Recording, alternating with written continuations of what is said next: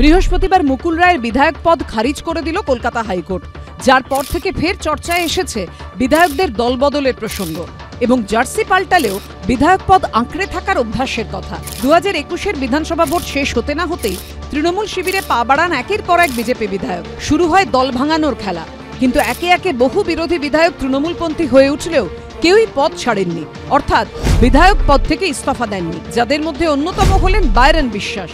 2023-এর বিধানসভা উপনির্বাচনে মুর্শিদাবাদের সাগরদিঘি কেন্দ্রে সিপিএমের সমর্থনে কংগ্রেসের টিকিটে জিতেছিলেন তিনি।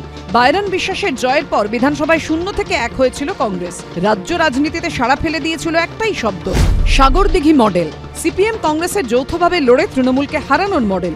কিন্তু ওই যে কথায় আছে না, ঠাকুর থাকবে কতক্ষণ, ঠাকুর যাবে বিসর্জন। তাই পশ্চিমবঙ্গের তৎকালীন রাজনীতির কথা মাথায় রেখে অনেকেই প্রশ্ন করেছিলেন, বায়রন বিশ্বাস জিতলেন তো ঠিকই, কিন্তু কদিন তিনি কংগ্রেসের বিধায়ক থাকবেন? কদিনই বা তাঁকে বিরোধী আসনে থাকতে দেওয়া হবে?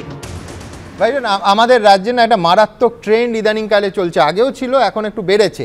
সেটা হচ্ছে জেতার পর, ধরুন আপনি কংগ্রেসের টিকিটে জিতেছেন, বাম আপনাকে সমর্থন করেছে, হঠাৎ এইরকম অনেক বিধায়ককে আমরা দেখেছি একদিন ওয়ান ফাইন মর্নিং সকালে ঘুম থেকে উঠে হঠাৎ শাসক দলের উন্নয়ন দেখতে পায় আর তারপরে সরাসরি পদত্যাগ না করে তারা দল বদলে ফেলে। আপনার ক্ষেত্রে এই রকম কিছু হবে না, সেটা গ্যারান্টেড? আপনি নিশ্চিত? হ্যাঁ, আমার ক্ষেত্রে এটা হবে না, এটা গ্যারান্টেড। আমরা পারলে অন্য দল থেকে টেনে নেব, কিন্তু আমার যাওয়ার তো কোনো প্রশ্নই নেই। 3 মাসের মধ্যেই জল্পনা সত্যি হলো। সাগরদিঘির উপনির্বাচনের প্রচারে যিনি ছিলেন অভিষেক বন্দ্যোপাধ্যায়ের নিশানায়, ভোটে যিনি মমতা বন্দ্যোপাধ্যায়ের দলের প্রার্থী এবং তার মামাতো ভাইকে হারিয়েছিলেন, কংগ্রেসের টিকিটে জেতা সেই বায়রন বিশ্বাস 2023-এর 29শে মে কংগ্রেস ছেড়ে তৃণমূলের পতাকা হাতে নিলেন। বায়রনকে স্বাগত জানালেন খোদ অভিষেক বন্দ্যোপাধ্যায়। আসলে ভয় দেখিয়ে চাপ সৃষ্টি করে তাকে তৃণমূল পক্ষে নিতে চায়, তাই তৃণমূল পক্ষে নিল। কিন্তু অন্তত স্পিকারের দায়িত্ব পড়ে গেল 7 দিনের মধ্যে তার মেম্বারশিপ খারিজ করুন। আজকে কোর্ট একটা থাপ্পড় মেরেছে, কিন্তু ভালো, স্পিকারের অফিসে বোঝা উচিত, খারিজ করা উচিত। বৃহস্পতিবার দলত্যাগ বিরোধী মুকুল রায়ের বিধায়ক পদ খারিজ হওয়ার পর বায়রন বিশ্বাসের সঙ্গে বারবার যোগাযোগের চেষ্টা করা হলেও ফোন ধরেননি সাগরদিঘির বিধায়ক। রাজীব চৌধুরী ও রঞ্জিত হালদারের রিপোর্ট, এবিপি আনন্দ। পুরসভায় নিয়োগ দুর্নীতি মামলায় স্ক্যানারে দমকল মন্ত্রী সুজিত বসুর পরিবার। এবার সুজিত বসুর স্ত্রী, পুত্র ও কন্যাকে তলব করল এনফোর্সমেন্ট ডিরেক্টরেট। ইডির তরফে দাবি করা হচ্ছে যে একাধিক জায়গা থেকে এমন কিছু নথি পেয়েছেন তারা, যেখানে কিন্তু লেনদেনের হিসেব রয়েছে। 10ই অক্টোবর পুরসভায় নিয়োগ দুর্নীতির মামলায় 8 জায়গায় একযোগে তল্লাশি চালায় ইডি।